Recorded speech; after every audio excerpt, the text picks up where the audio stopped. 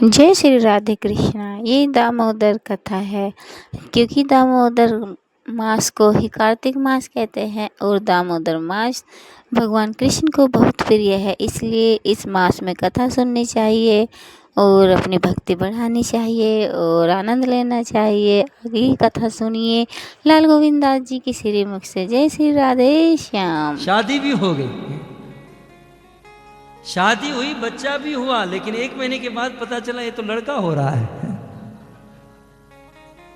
चरितम परम अद्भुतम। फिर उससे पुरूरवा महाराज का जन्म हुआ।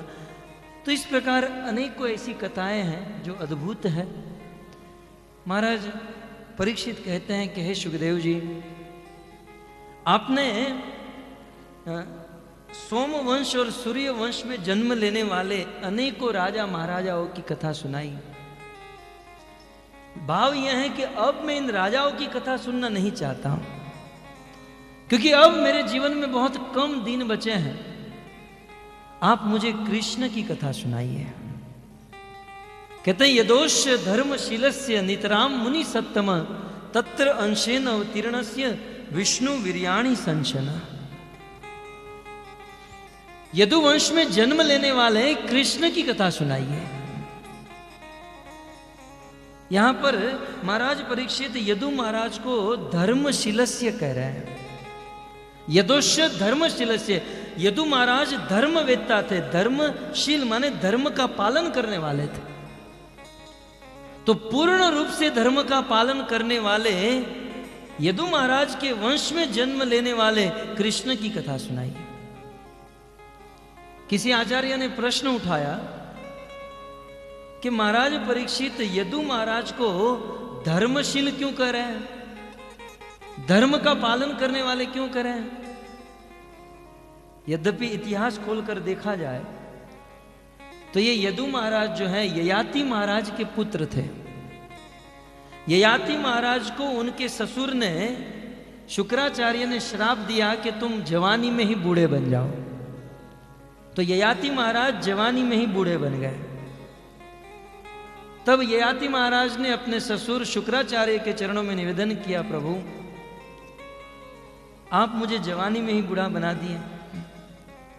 अभी तो मेरे मन में अनेकों कामनाएं हैं, अनेकों इच्छा है, और प्रभु आप एक बार तो सोचिए, आपकी बेटी जवान, आपने मुझे बूढ़ा बना दिया। हम दोनों जब किसी की शादी में जाएंगे, किसी की पार्टी में जाएंगे, तो लोग क्या कहेंगे, शुक्राचार्य को बुद्धि नहीं है, अपनी फूल जैसी बेटी का विवाह इस बूढ़े के साथ करा दिया। महाराज आपका ही उपहास होगा। कुल मिलाकर आपके चरणों में निवेदन करता हूं कि आप अपना ये श्राप जो है वापस खींच लीजिए। शुक्राचार्य ने कहा, श्राप तो दे दिया है, उसे वापस नहीं ले सकता हूं, लेकिन तुम्हारे 4 पुत्र हैं। उन 4 पुत्र में से यदि कोई तुम्हारा बुढ़ापा ले ले और अपनी जवानी तुम्हें दे दे, तब तुम जवान हो सकते हो, ऐसा वरदान देता हूं। ययाति महाराज प्रसन्न हो गए, बोले 4 पुत्र हैं, एक तो मुझे अपनी जवानी दे देगा। ययाति महाराज अपने घर पर आए और अपने ज्येष्ठ पुत्र यदु के पास गए। बड़े पुत्र का नाम यदु था। बहुत बड़ी आशा लेकर गए। कहा, बेटा मैंने ही तुम्हारा पालन किया है, पोषण किया है, और आज मैं तुमसे कुछ मांगने जा रहा हूं, इनकार मत करना। बोले मांगे पिताजी, क्या चाहिए आपको। कहा, बेटा मुझे श्राप मिला है बूढ़ा बनने का, बूढ़ा बन चुका हूं, लेकिन मैं तुम्हारी जवानी को जीना चाहता हूं। तुम अपनी जवानी मुझे दे दो और मेरा बुढ़ापा तुम रख लो। जब पिता ययाति ने यदु महाराज से जवानी मांगी, तुरंत यदु महाराज ने अपने पिता को ना कह दिया। पिताजी और कुछ भी कहिए, आपकी सेवा करने के लिए तैयार हूं, लेकिन जवानी में आपको नहीं दूंगा। अब देखिए,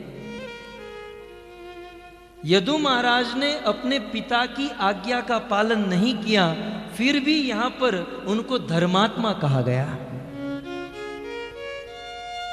आखिर क्यों? पिता के वचन का पालन नहीं किए फिर भी धर्मात्मा क्यों कहा गया? तब इनका निराकरण देते हुए कहते हैं कि उस समय यदु महाराज ने सोचा कि यदि मैं मेरी जवानी पिता ययाति को दे दूंगा तो मेरी जवानी लेकर ये जीवन भर तक भोग भोगेंगे और उस भोग के द्वारा स्वयं तो नरक में जाएंगे, मेरी मां भी नरक में जाएगी। उससे अच्छा है कि यह जवानी को मैं ही रखूं और मैं भगवान का भजन करूं, और भजन करने से मेरा भी उद्धार होगा और मेरे माता पिता का भी उद्धार होगा।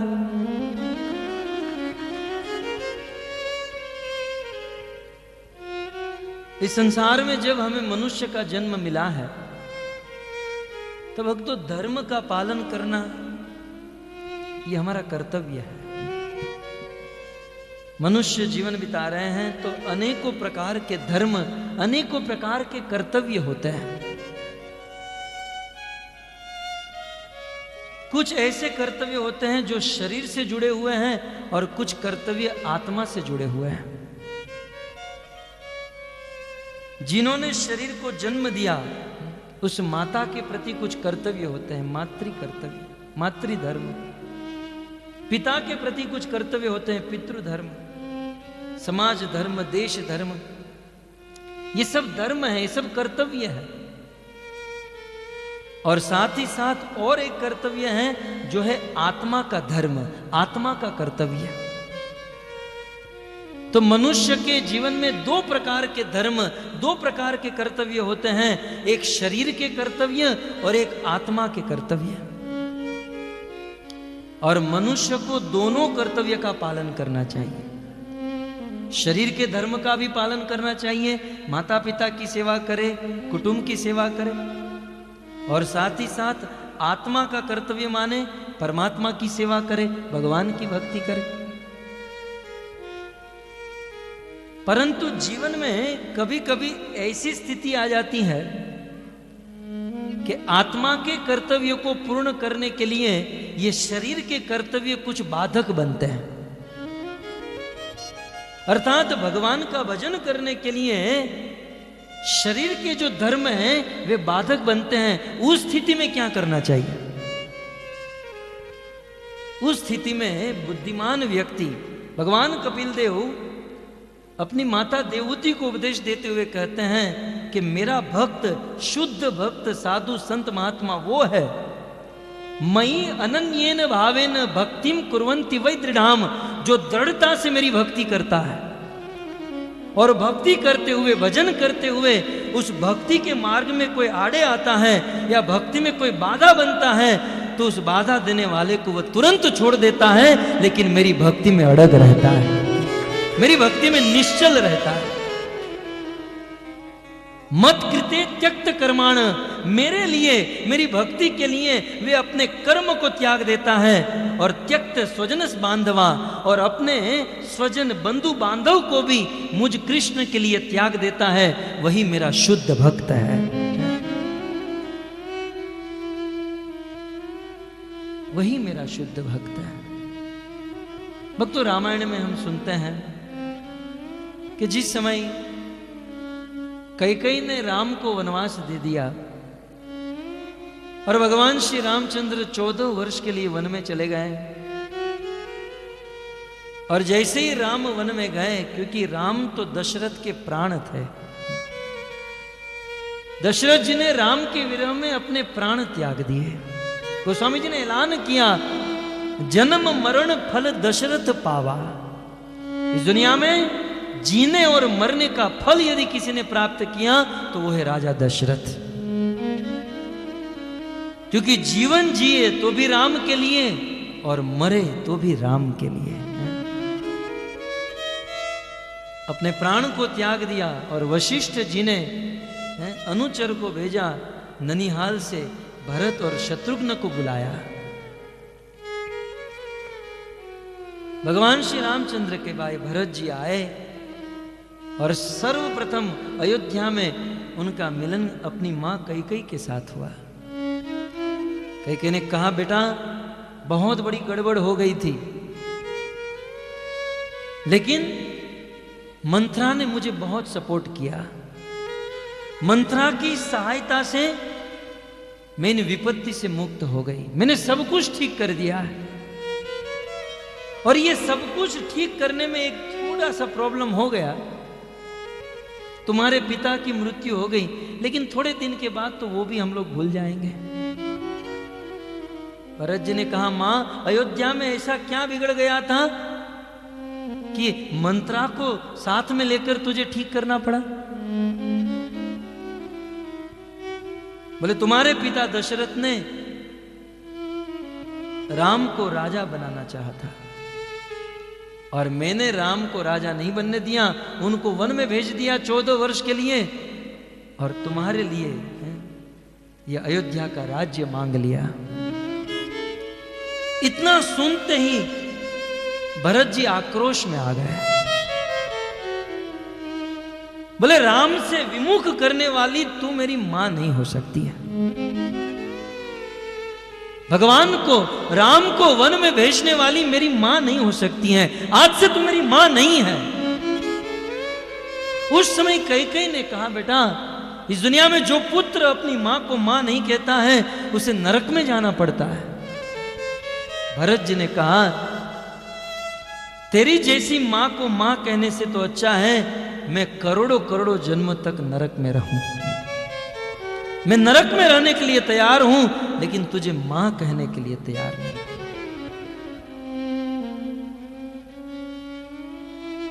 कुछ दिन के बाद वशिष्ठ जी ने कहा, भरत, अब तुम अयोध्या का राज्य संभालो, क्योंकि अब यहां पर कोई नहीं है। अयोध्या की प्रजा ने कहा, भरत, तुम ये राज्य संभालो। लेकिन भरत जी बार बार कहने लगे, मैं अयोध्या का राजा कभी नहीं बन सकता हूं। जब बार बार वशिष्ठ जी अयोध्या की प्रजा कहने लगे, तब भरत जी ने कहा कि मैं सत्य कहता हूं, यदि आप लोगों ने हठ करके मुझे राजा बना भी दिया, यदि राज हटू देई हुई जब ही रसा रसातल जाई ही तभी।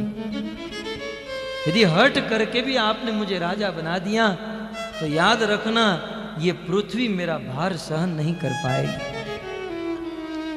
ये पृथ्वी रसातल में चली जाएगी। तब कुछ लोगों ने कहा, भरत जी, आप अपनी नीति तोड़ रहे हो, आप अपना धर्म भूल रहे हो। भरत जी ने कहा, नीति में नहीं, नीति आप लोग भूल रहे हो।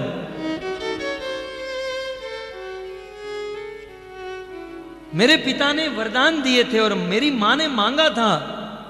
पहला वरदान था मेरे पुत्र भरत को राजा बनाओ, और दूसरा वरदान था राम को 14 वर्ष के लिए वनवास में भेजो। क्रम के अनुसार पहला वरदान यह दिया भरत को राजा, और दूसरा वरदान राम को वनवास। लेकिन दूसरा वरदान आपने पहले पूरा किया और पहला अभी करने जा रहे हो। क्रम तो आप लोग भूल रहे हो, नीति आप लोग छोड़ रहे हो। आपको पहले भरत को राजा बनाना चाहिए और फिर राम को वन में भेजना चाहिए। मैं भी देख लेता दुनिया की कौन ताकत राम को वन में भेज सकती है? मैं अयोध्या का राज्य नहीं संभाल सकता हूं। मैं तो जा रहा हूं मेरे प्रभु राम से मिलने के लिए। यदि आपको भी मिलना है तो हमारे साथ चलो। उस समय अयोध्या के सारे अयोध्यावासी, सारी प्रजा तैयार हो गई भरत जी के साथ अयोध्या से चित्रकूट राम यात्रा में भगवान श्री रामचंद्र को वापस लाने के लिए। अनेकों लोग तैयार हो गए और राम नाम लेते हुए भरत जी के साथ अयोध्या से चित्रकूट जाने लगे। भक्तों, सब लोग राम से मिलने जा रहे थे। कुछ लोग ऐसे थे भरत जी के पास आए, भरत जी, हम आपके साथ नहीं आ सकते हैं। भरत जी ने कहा, क्यों? बच्चों की एग्जाम है ना। कुछ लोग आए, भरत जी हम आपके साथ नहीं आ सकते हैं। भरत जी ने कहा, क्यों? यदि आपके साथ आएंगे तो ऑफिस का ध्यान कौन रखेगा? आपके साथ आएंगे तो घर का ध्यान कौन रखेगा? भरत जी से नहीं रहा गया। तुरंत भरत जी ने कह दिया, जरऊ सुसंपत्ति सदन सुहद सुख मातु पितु भाई, सन्मुख होत जो राम पद करे न सहस सहाई। इस संसार में जो लोग राम से मिलने के लिए, भगवान से मिलने के लिए बाधा बनते हैं, उसे जलाकर राख कर दो। ये संपत्ति क्यों मिली है? ये हमारे पुत्र परिजन, माता पिता, स्वजन क्यों हैं? क्योंकि वे हमें भगवान से मिलाए। ये समाज क्यों है? क्योंकि हमें भगवान से मिला दें। लेकिन जो समाज, जो स्वजन, जो घर, जो धन भगवान से मिलने के लिए बाधा बनते हैं, उसे तुरंत जलाकर राख कर देना चाहिए। भरत जी कहते हैं, अर्थात उसे त्याग देना चाहिए। और यही शास्त्र का सिद्धांत, अनुकूल्यस्य संकल्प प्रतिकूल्यस्य वर्जनम। भक्ति में जो अनुकूल चीज है उसे स्वीकार करे, प्रतिकूल को त्याग दे। यह भक्ति का लक्षण है। एक बार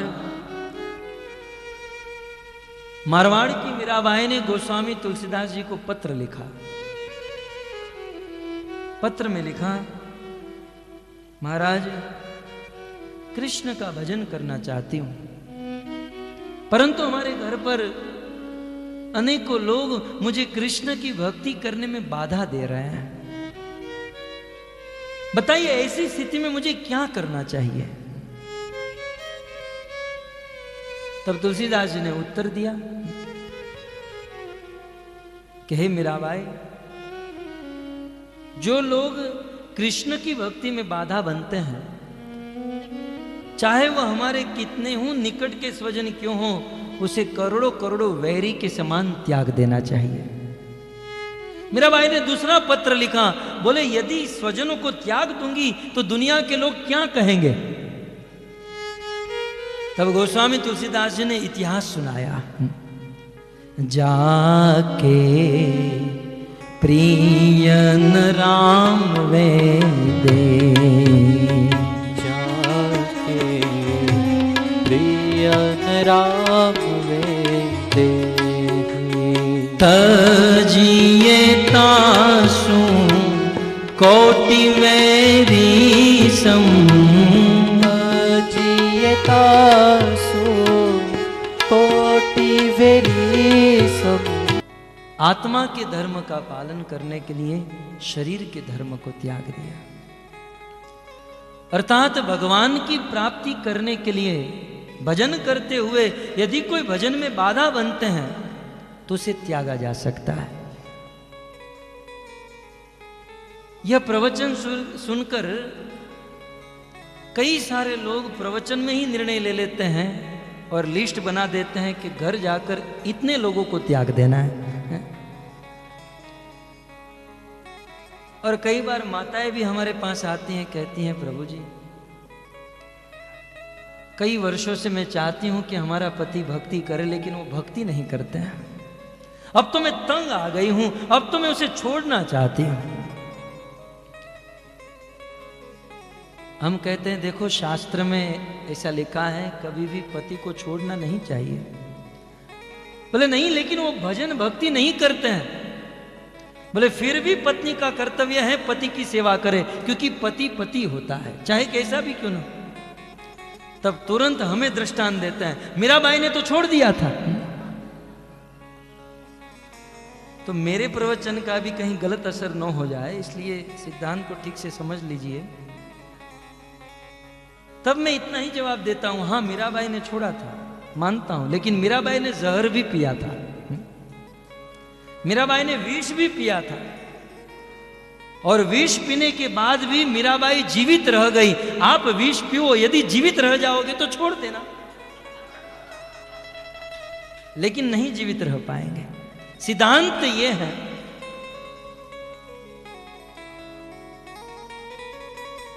आत्मा के धर्म का निर्वाह करते हुए शारीरिक धर्म को त्यागा जा सकता है। कब? जब हम भक्ति की उच्चतर सीमा में पहुंच गए हैं,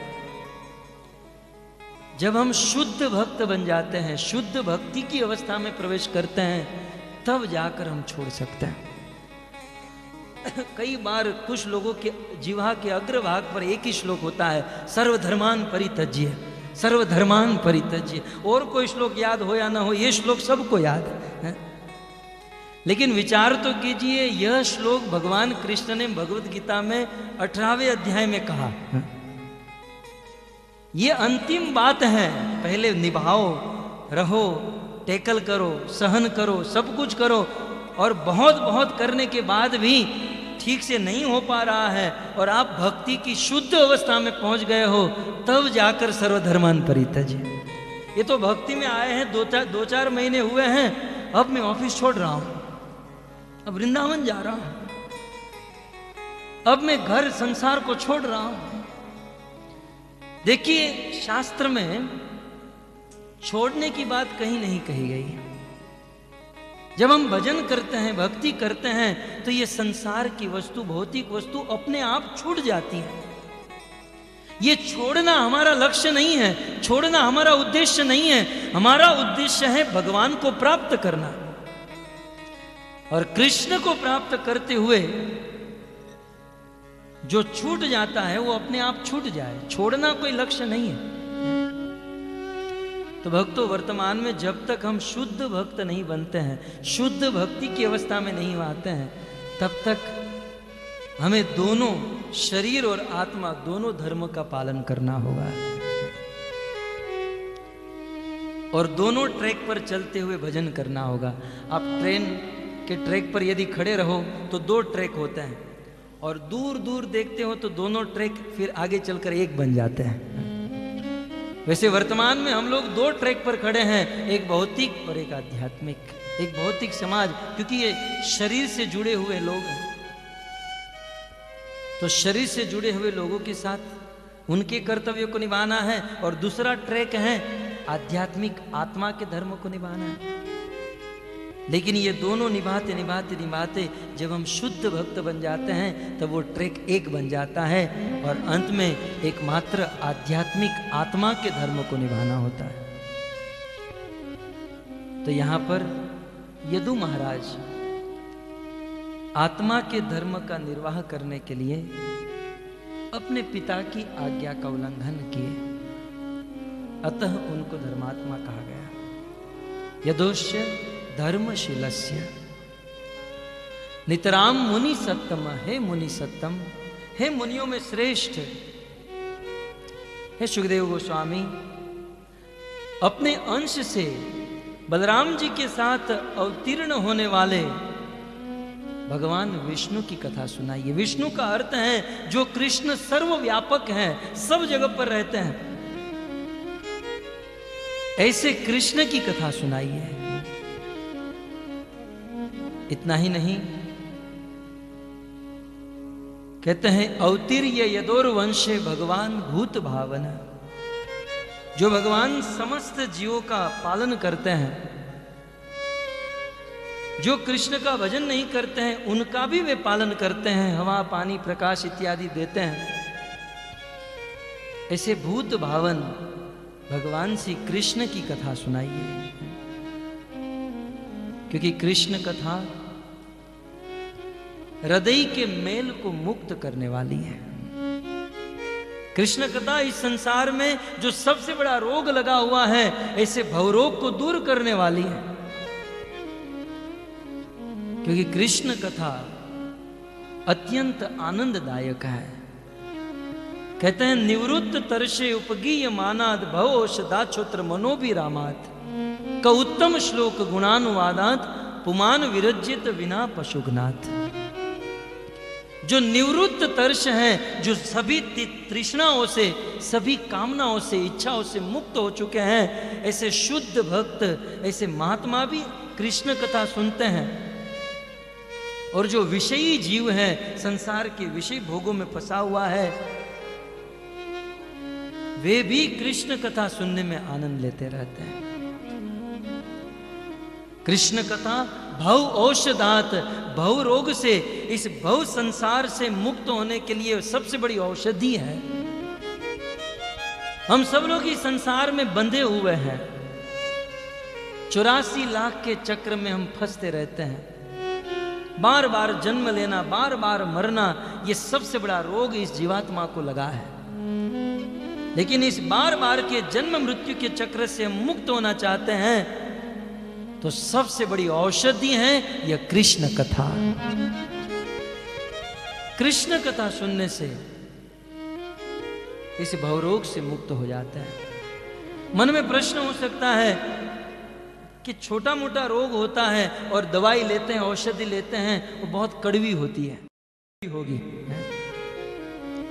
तो कहते हैं ये ऐसी दवाई है जो सबसे बड़े रोग को मिटाती है और पीने में अत्यंत मधुर है, मनोभिरामात, मन को आनंद देने वाली। केमुच्य न्याय से प्रश्न उठाकर कह रहे हैं, कह ऐसा कौन है जो कृष्ण कथा नहीं सुनेगा? अर्थात कृष्ण कथा सब लोग सुनेंगे, केवल एक व्यक्ति को छोड़कर। कहते विना पशुगनाथ, पशुगनाथ। शेर स्वामी कहते हैं अपस का अर्थ होता है आत्मा।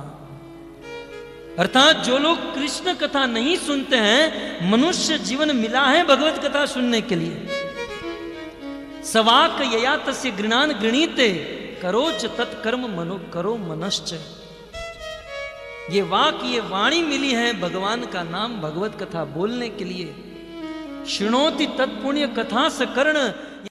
मनुष्य जीवन प्राप्त करके जो कृष्ण कथा नहीं सुनते हैं, महाराज परीक्षा कहते हैं दुर्योधन की कौरवों की सेना दुरत्य सैन्य सागरम, समुद्र के समान विशाल थी। जैसे समुद्र विशाल होता है, उसमें अगाध मात्रा में पानी, वैसे कौरवों की सेना का कोई अंत नहीं था। विशाल सेना थी कौरवों की, और उस कौरवों की सेना के सामने पांडवों की सेना एक नदी नाले के समान थी, कोई अस्तित्व नहीं था। और उस कौरवों की सेना इतनी बड़ी, इतनी विशाल भी थी, और उस सेना में एक से एक रति, अतिरथी, महारथी खड़े थे। कहते हैं देवव्रता आदि रथे तिमिंगले। उस कौरव की सेना में पितामह भीष्म जो तिमिंगल के समान थे, अकेले पितामह भीष्म सभी कौरव और पांडवों को निगल सकते थे। एक से एक योद्धा थे उस कौरव की सेना में। पितामह भीष्म, कर्ण, द्रोणाचार्य, कृपाचार्य, एक से एक योद्धा भरे हुए थे। और उस कौरव को हराना बहुत मुश्किल था। लेकिन उस दुर्योधन 8वें दिन रात को दुर्योधन पितामह भीष्म के शिविर में गया, और पितामह भीष्म को अनेकों प्रकार से धिक्कारने लगा। कहने लगा पितामह आप मेरे पक्ष में हो, लेकिन आप पांडव का पक्ष ले रहे हैं। आप चाहो तो प्रथम दिन के युद्ध में ही इस युद्ध को जीत सकते हो, पांडवों को मार सकते हो, लेकिन आप जानबूझकर पांडवों को नहीं मार रहे हो। पितामह ध्यान से सुनो, हमने आपको सेनापति बनाया है, आप हमारे नायक हो, और आप यदि ऐसा करोगे, जिस थाली में खाओगे उसी थाली में छेद करोगे। दुर्योधन ने जब यह कटु वचन कहे, पितामह भीष्म से रहा नहीं गया और कहा बस बस युवराज, अब एक शब्द भी आगे न निकले। यदि तुम्हें ऐसा लगता है कि मैं पांडवों का पक्ष ले रहा हूं, तो आज ये तेरा पितामह भीष्म प्रतिज्ञा करता है कि कल के दिन के युद्ध में मैं पांडवों में से कोई भी मेरे सामने आया, यदि अर्जुन भी मेरे सामने आया, तो मैं उसका वध कर दूंगा। ये मेरी भीषण प्रतिज्ञा है, मैं उसे मार डालूंगा। पितामह भीष्म की प्रतिज्ञा थी, और पितामह भीष्म ने कहा कि दुर्योधन जाओ, कल सुबह अपनी पत्नी को भेज देना, मैं आशीर्वाद दे दूंगा, लेकिन आज के बाद ऐसे शब्द कभी मत बोलना। दुर्योधन गया, तो नाचते हुए गया होगा अपने शिविर में, कि अपना तो काम बन गया। अपने शिविर में जाकर सोया। यहाँ पांडव भी सोए, सब लोग सोए हुए हैं, लेकिन भगवान श्री कृष्ण जग रहे हैं। वेदाहम समति तानी, ये बात कृष्ण को पता चली, तुरंत पांडवों के पास आए। युधिष्ठिर, नकुल, सहदेव, भीम, अर्जुन सबको जगाए, सबकी चद्दर हटाए, बोले जागो। पांडव ने कहा क्या हुआ कृष्ण, क्या हुआ? बोले वहां तुम्हारे बाप ने प्रतिज्ञा ली अभी अभी, कल के युद्ध में तुम मरने वाले हो। पितामह भीष्म ने प्रतिज्ञा ली है कि कल वे तुमको मार डालेंगे, तो पांडवों ने कहा ठीक है कृष्ण, मारेंगे तो मारेंगे, इसमें इतना चिल्ला क्यों रहे हो आप, बताइए। पांडवों को कोई चिंता नहीं, कोई टेंशन नहीं। यदि हमें आज कहा जाए कि आपको कल दोपहर को 12 बजे अटैक आएगा और आप मर जाओगे, क्या रात को सो पाएंगे, खाना खा पाएंगे? ऐसी कोई आगाही नहीं है, फिर भी हम कितनी चिंता लेते हैं, फिर भी हम कितनी चिंता करते हैं। और पांडव, पितामह भीष्म ने प्रतिज्ञा ले रखी थी, कल मरने वाले थे, लेकिन फिर भी पांडवों को कोई चिंता नहीं, क्योंकि भक्तों पांडवों ने अपना जीवन भगवान के चरणों में सौंप दिया था, भगवान को सौंप दिया था। इस संसार में हमारे जीवन में चिंता तब तक है जब तक हम हमारा जीवन भगवान को पूर्ण रूप से समर्पित नहीं करते हैं। जिस दिन हम भगवान को समर्पण हो गए तो हमारी सारी चिंता भगवान को है, सारी चिंता। ये छोटे छोटे बच्चों को हम देखते हैं ना, बच्चों को कोई चिंता नहीं। जीवन में सबसे अच्छा समय है बचपन, बाल्य अवस्था। बच्चों को कोई चिंता नहीं। यदि उनको भोजन नहीं भी करना है तो माता पिता जबरदस्ती कराएंगे, वस्त्र नहीं पहनना है तो जबरदस्ती पहनाएंगे। क्यों? क्योंकि वह बच्चा, वह बालक अपने माता पिता को आश्रित है। साधारण माता पिता को आश्रित होने पर बच्चा चिंता से मुक्त हो जाता है, तो हमारे परम पिता भगवान को यदि आश्रित हो जाए तो हम चिंता से क्यों मुक्त नहीं होंगे? अवश्य होंगे। लेकिन हम भगवान को आश्रित होना नहीं चाहते हैं। दिमाग में अभिमान, अहंकार जो भड़पड़ा है, भगवान को मानते नहीं है। भगवान को हम ही भगवान है, हम ही करता हरता धरता सब कुछ हम ही है। हमारे गुजरात में तो कहावत है, हूँ करूँ ए जय ज्ञानता, शकट नो भार जे श्वानता। एक बैलगाड़ी जा रही है, बैलगाड़ी के ऊपर बहुत सारा माल सामान भरा हुआ है और सारा वजन वो दो बैल अपने कंधे पर खींच कर जा रहे हैं। और उस बैलगाड़ी के नीचे छांव में एक कुत्ता चल रहा है, लेकिन चलते चलते कुत्ता सोचता है कि ये सारा भार मैं ही उठा कर चल रहा हूं। अब उस कुत्ते जैसी हालत हम लोगों की है। सब कुछ करने कराने वाले ईश्वर भगवान है, लेकिन सोचते मैं ही कर रहा हूं, मैं ही कर रहा हूं। यही चिंता का कारण है। पांडवों की तरह यदि हम हमारा जीवन भगवान को सौंप दे, चिंता से मुक्त हो जाएं। सौंप दिया था भार पांडवों ने। कृष्ण ने कहा कल तुम मरने वाले हो। युधिष्ठिर आदि पांडवों ने कहा प्रभु, ब्रह्मा जी की बनाई गई इस महीन सृष्टि में यदि 5 जीव मर भी जाते तो क्या फर्क पड़ता है। इतना कह के सो गए, चद्दर ओढ़ लिए। लेकिन चद्दर थोड़ी सी ऊपर करके कहे कि कृष्ण हम तो मरेंगे, हमें कोई प्रॉब्लम नहीं है, लेकिन यदि कल हम मर गए तो टाइम्स ऑफ इंडिया में आएगा कृष्ण के भगत थे और मारे गए हैं। स्पेशल बोल्ड अक्षर में हेडलाइन में आएगा कृष्ण के थे, कृष्ण उनको नहीं बचा पाए। बोले हम तो मरेंगे, लेकिन यदि आपको अपना नाम बचाना है तो हमारी रक्षा कर लीजिएगा। इतना कह के पांडव सो गए, वहां दुर्योधन सो गया, वहां पितामह सो गए, भगवान जग रहे हैं। 2 भक्त के बीच में भगवान फंस गए। रात भर कृष्ण प्लान बना रहे हैं, क्या करूं क्या करूं। सुबह भोर में ब्रह्म मुहूर्त में जगे, द्रौपदी के कक्ष में गए। द्रौपदी उठो जागो। बोले क्या हुआ भैया? बोले चलो मेरे साथ। द्रौपदी को लेकर वे, क्या करना है तुम, चलो मेरे साथ। पितामह भीष्म की शिविर के पास पहुंचे। कृष्ण ने कहा जाओ पितामह को प्रणाम करके आ जाओ। बोले भैया इतना ही था तो मैं दोपहर को कर लेती, शाम को कर लेती, क्यों नींद बिगाड़ दी मेरी। बोले तुम नहीं समझ पाओगी, जाओ पितामह को प्रणाम करके आओ। पितामह अभी ध्यान में बैठे होंगे, जाना है प्रणाम करके वापस लौटना है। द्रौपदी चलने लगी तो उनके जूते की आवाज आने लगे। जब जूते का आवाज आने लगा, कृष्ण ने कहा रुको रुको, जूता निकाल दो। जूता निकाल दिया, घूंघट खींच लो। घूंघट खींच लिया। द्रौपदी गई, पितामह भीष्म दोनों आंख बंद करके ध्यान में बैठे हैं। और उस समय द्रौपदी घूंघट खींच कर गई, पितामह भीष्म को प्रणाम किया। पितामह भीष्म को संभ्रम हुआ कि मैंने रात को दुर्योधन को कहा था अपनी पत्नी को भेज देना। पितामह भीष्म की आंखें बंद हैं और आंखें बंद रखते ही उन्होंने वरदान दे दिया, अखंड सौभाग्यवती भव। देवी तुम्हारा सौभाग्य अखंड रहे। और पितामह भीष्म की आंखें खुली तो देखा द्रौपदी बैठी है। तुरंत पितामह भीष्म समझ गए कि ये कार्य कृष्ण के अलावा और किसी का नहीं हो सकता। पितामह भीष्म खड़े हुए और शिविर की बाहर जाकर निकल कर देखे तो कृष्ण दोनों जूते बगल में दबाकर खड़े थे। बताइए पितामह, कल रात को आपने प्रतिज्ञा की पांडवों में से किसी एक को मार दूंगा, और अभी अभी ताजेतर में ही आपने वरदान दिया अखंड सौभाग्यवती भव का। किस प्रतिज्ञा को रखोगे, किसको तोड़ोगे? पितामह भीष्म ने कहा, मेरी तो टूटते टूटेगी, लेकिन कृष्ण मैं और एक प्रतिज्ञा लेता हूं कि आज के दिन के युद्ध में मैं तुम्हारी प्रतिज्ञा को तोड़वा दूंगा।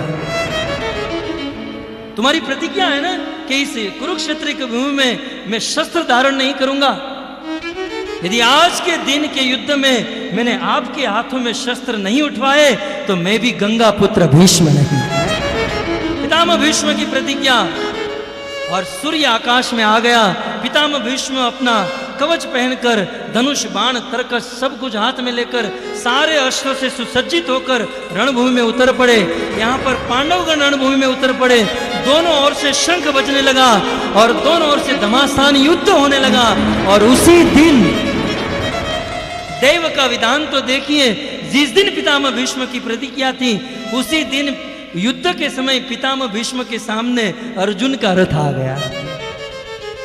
और आज तो पितामह भीष्म अर्जुन के साथ ऐसे युद्ध कर रहे हैं मानो अब पितामह भीष्म बूढ़े नहीं, आज पितामह भीष्म जवान बन चुके हैं। घमासान युद्ध करने लगे। कहते हैं कि पितामह भीष्म उस अर्जुन के ऊपर इतने बाण चलाने लगे। आप कभी अपनी अगरबत्ती को हाथ में रखो, उसे जलाओ और उसे गोल घुमाओ तो एक चक्र बन जाता है। वैसे ही पितामह भीष्म अपने तरकस से बाण इतनी स्फूर्ति से निकाल रहे थे कि उस हाथ का एक चक्र बन गया। महाभारत के 18 दिन के युद्ध में अर्जुन को आज तक पसीना नहीं आया, लेकिन पितामह भीष्म के सामने युद्ध करते हुए अर्जुन को आज पसीना निकलने लगा। एक के बाद एक बाण छोड़ने लगे और उस समय अर्जुन विचलित होने लगा, क्या करूं? भगवान श्री कृष्ण ने सोचा कि यदि मैं कुछ नहीं करूंगा तो पितामह भीष्म मेरे भक्त को मार डालेंगे। उसी समय भगवान श्री कृष्ण अपने भक्त अर्जुन की रक्षा करने के लिए, पितामह भीष्म की प्रतिज्ञा की रक्षा करने के लिए कृष्ण उस रथ से कूद गए। कूद कर नीचे एक टूटे हुए रथ का चक्का पड़ा था। भगवान श्री कृष्ण ने उस रथ का चक्का हाथ में ले लिया और उस रथ के चक्के को हाथ में लेकर पितामह भीष्म की ओर जाने लगे। अर्जुन दोनों हाथ जोड़कर भगवान श्री कृष्ण को रोक लिए। कृष्ण, आप मेरे लिए अपनी प्रतिज्ञा मत तोड़िए। कृष्ण, आप मेरे लिए अपनी प्रतिज्ञा मत तोड़िए। लेकिन आज भगवान श्री कृष्ण अपने भक्तों की रक्षा करने के लिए जैसे एक सिंह किसी गजराज के मस्तक को फाड़ने के लिए किसी हाथी के ऊपर टूट पड़ता है, वैसे भगवान श्री कृष्ण उस पितामह भीष्म के ऊपर हाथ में रखा चक्का लेकर टूट पड़े। कर सर पर सधर अमर कर अनुसर परवर धर मेल करे, हरे हर सूर्यवर पर यतियन कर नटवर मन हर है, हर मन हर मटक लटक तट निकट मुकट शिर सवर नमे रण रण पट फरण फरण पद कुंभर रंग भर सुंदर श्याम रमेर जी रंग भर सुंदर, श्याम रमेर जी रंग भर सुंदर, श्याम रमेर। पितामह भीष्म अपने हाथ में रथ का चक्का लेकर भगवान श्री कृष्ण पितामह भीष्म की ओर दौड़ने लगे। भगवान श्री कृष्ण धीरे धीरे आगे बढ़ रहे हैं। अर्जुन कृष्ण को रोक रहे हैं। उस समय पितामह भीष्म अपने हाथ में धनुष उठाए और भगवान कृष्ण के ऊपर बाण चलाने लगे। पितामह भीष्म के बाणों से भगवान श्री कृष्ण के सोने का कवच टूट गया। पितामह भीष्म के बाण भगवान कृष्ण के शरीर में लग गए और उस समय भगवान कृष्ण के चिन्मय देह से खून की धारा बहने लगी। भगवान कृष्ण के देह में अनेकों बाण लगे हुए हैं, लेकिन फिर भी पितामह भीष्म की ओर आगे बढ़ रहे हैं। डमक डमक दादुर दब डमकत बहकत मोर बलाल बीरा, तब पियु पियु शबर पुकारत चातक, पियु पियु कोकिल कंठीरा, तब गड़ड़ गड़ड़ नभ होत कड़ा कान गण गिरिवर शिखर बजे, गण पट फरड़ फरड़ पद डूंगर, रंग भर शून्य श्याम मेरा जी रंग भर शून्य, श्याम मेरा जी रंग भर शून्य श्याम पितामह भीष्म भगवान श्री कृष्ण के ऊपर बाणों की बौछार कर रहे हैं। अनेकों बाण भगवान श्री कृष्ण के देह में लगे, खून की धारा बहने लगी और भगवान कृष्ण पितामह भीष्म की ओर आगे जा रहे हैं। आज कृष्ण को रोकने वाला कोई नहीं। और जैसे ही कृष्ण पितामह भीष्म के बिल्कुल निकट पहुंच गए, कृष्ण को निकट देखकर पितामह भीष्म दोनों भुजा फैलाकर अपने दोनों हाथों से हथियार रख दिए और कहने लगे, कृष्ण मैं इसी घड़ी की राह देख रहा था, इसी समय की राह देख रहा था। पितामह के हाथों से धनुष बाण छूट गया। उस समय भगवान कृष्ण ने अर्जुन को इशारा किया, अर्जुन अपना गांडीव उठाओ और पितामह भीष्म की छाती को छलनी कर दो। उस समय अर्जुन ने अपना गांडीव उठाया और एक के बाद एक पितामह भीष्म के ऊपर बाण मारने लगे। पितामह भीष्म के शरीर में सैकड़ों बाण लग गए। पितामह भीष्म के शरीर में इतने बाण लगे, सोई की नोक रखने पर बराबर भी जगह नहीं बची।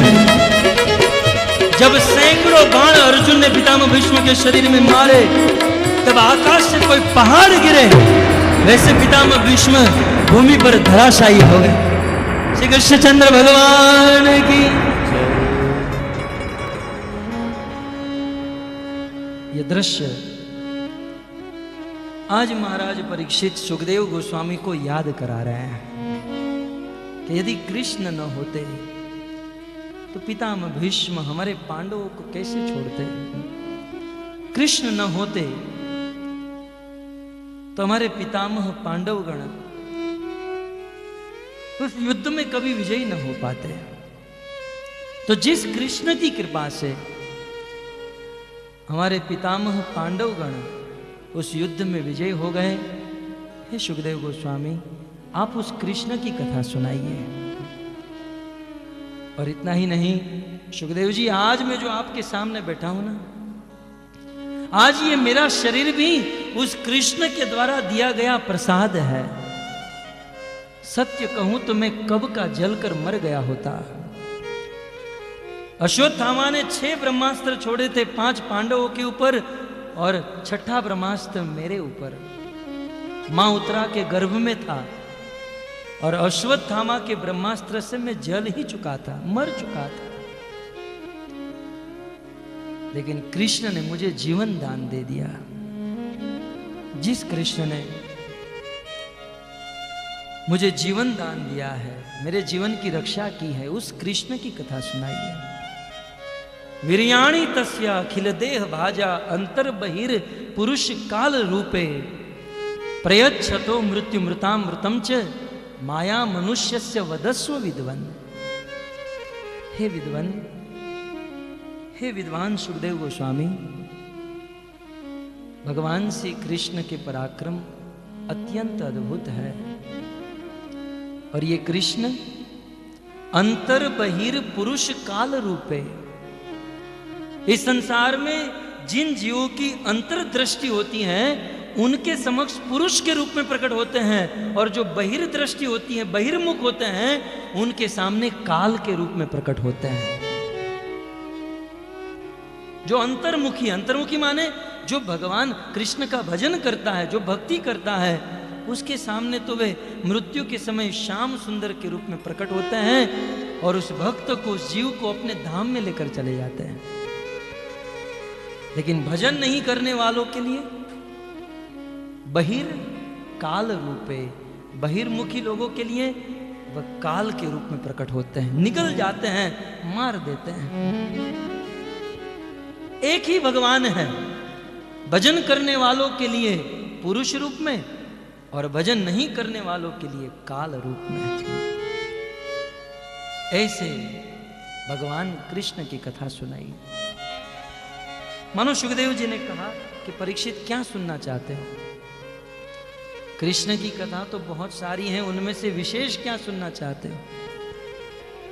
परीक्षित जी कहते हैं, रोहिण्या स्तनय प्रोक्तो राम संकर्षणस्त्वया देवक्या गर्भ संबंध कुत देहांतर विना। महाराज सबसे पहले तो आप यह सुनाइए कि आपने ऐसा कहा बलराम का जन्म देवकी के गर्भ से भी हुआ और रोहिणी के गर्भ से भी हुआ। सातवें पुत्र के रूप में बलराम देवकी के गर्भ में भी थे और रोहिणी के गर्भ से भी बलराम जी का जन्म हुआ। तो एक पुत्र दो मां के गर्भ में कैसे रह सकता है? एक मां के गर्भ में दो पुत्र रह सकते हैं, लेकिन एक पुत्र दो माता के गर्भ में इम्पॉसिबल। तो ये कैसे संभव है? कृपया करके आप बताइए। और यह भी बताइए कि भगवान श्री कृष्ण मथुरा में जन्म लिए और जन्म लेते ही अपने माता पिता को छोड़कर ब्रज में क्यों चले गए? कस्मान मुकुंद भगवान पितृ गेहात ब्रजम गता है। मानो सुखदेव जी कहे डर गए होंगे कंस के भय से। बोले नहीं, वो डरने वालों में से नहीं है, मुकुंद हैं। मुक्ति ददाती थी मुकुंद, संसार के जीवों को जो मुक्ति देते हैं ये वो भगवान है। कुछ और कारण है, विस्तार से बताइए। और कितने समय तक कृष्ण ब्रज में रहे? ब्रज में रहकर उन्होंने क्या किया? मथुरा में रहकर क्या किया? द्वारिका में रहकर क्या किया? आप मुझे विस्तार से बताइए। और प्रभु एक बात समझ में नहीं आती है कि इस संसार में कोई पुत्र, कोई संतान अपनी मां से कितना प्रेम करता है। एक बालक अपनी मां से बहुत प्रेम करता है और मां से जितना प्रेम होता है किसी बालक का, उससे डबल मामा के साथ होता है। माँ डबल मामा। तो मामा के साथ डबल मां का प्रेम होना चाहिए, लेकिन कृष्ण ने उस मामा को ही मार डाला। जिससे प्रेम करना चाहिए उस मामा को मार डाला। क्यों मारा, कैसे मारा, ये सब विस्तार से बताइए। कृष्ण इस पृथ्वी पर आकर कितने विवाह किए, विवाह करके उनकी जो जो लीला हुई, आप मुझे विस्तार से बताइए।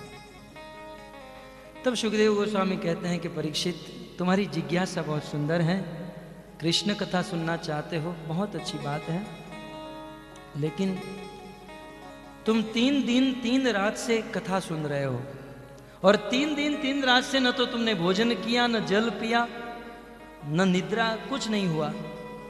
एक काम करो, कुछ भोजन कर लो, थोड़ा खा पी लो, थोड़ा आराम कर लो, फिर हम कृष्ण कथा प्रारंभ करते हैं। तब महाराज परीक्षित कहते हैं, प्रभु मुझे किसी भी प्रकार की भूख और प्यास बाधित नहीं कर रही है। आप चिंता मत करो, मुझे भूख नहीं लगी, प्यास नहीं लगी, मैं कथा सुनना चाहता हूं, मुझे कथा सुनाओ। तब महाराज परीक्षित ने प्रश्न पूछा कि यहां 3 दिन 3 रात बीत गया और न तो तुम्हें भूख लगी न प्यास लगी, और कुछ दिन पहले जब आप वन में शिकार करने गए थे वहां आधे दिन तक पानी नहीं मिला, आपको इतनी प्यास लगी कि किसी ऋषि मुनि का अपराध कर दिया और आपको श्राप लग गया, श्राप मिल गया। तो वहां तो आप आधे दिन में प्यासे हो गए और यहां 3 दिन 3 रात हो गई, फिर भी आपको प्यास नहीं लगी। आखिर बात क्या है? आपको प्यास क्यों नहीं लग रही है? तब महाराज परीक्षित कहते हैं पीबन त्वम मुखाम भोजम च्यूतम हरि कथामृतम। हे सुखदेव जी, आपके श्री मुख से जरने की तरह जर्जर जर्जर जरता हुआ कथा अमृत का पान कर रहा हूं। बताओ, जब किसी व्यक्ति को अमृत मिल जाता है तो वह कभी सादा पानी मांग सकता है? अमृत पीने वाला पानी क्यों मांगेगा? आप इतना सुंदर अमृत का पान जो करा रहे हो, अतः मुझे पानी की प्यास नहीं है, मुझे भूख नहीं है, आप मुझे कथा सुनाइए, कृष्ण कथा। मैं कृष्ण के विषय में सुनना चाहता हूं। तो इस प्रकार महाराज परीक्षित भगवान श्री कृष्ण के बारे में सुनना चाहते हैं। बहुत बड़ी जिज्ञासा है और इस जिज्ञासा को सुनकर सुखदेव गोस्वामी प्रसन्न हुए और प्रसन्न होकर कृष्ण कथा सुनाना प्रारंभ किए। अब किस प्रकार कृष्ण का जन्म इस पृथ्वी पर हुआ, यह हम कल संक्षिप्त में सुनेंगे और फिर कृष्ण की बाल लीला श्लोकों के साथ विस्तार से श्रवण करना प्रारंभ करेंगे। आज प्रथम दिन था, थोड़ा स्थान, थोड़ा माइंड सेट करना था, इसलिए हमने यह कथा संक्षिप्त में आपके सामने प्रस्तुत की। कल संक्षिप्त में कृष्ण जन्म सुनेंगे और फिर कृष्ण बाल लीला प्रारंभ करेंगे। कल रविवार का दिन है, तो कृष्ण जन्म उत्सव में आप सब लोग भाग लीजिए और इस उत्सव को आप मनाइए। आप सब भक्त अपना कीमती समय निकाल कर यहाँ पर आए, सबका धन्यवाद। Thank you very much. Hare Krishna.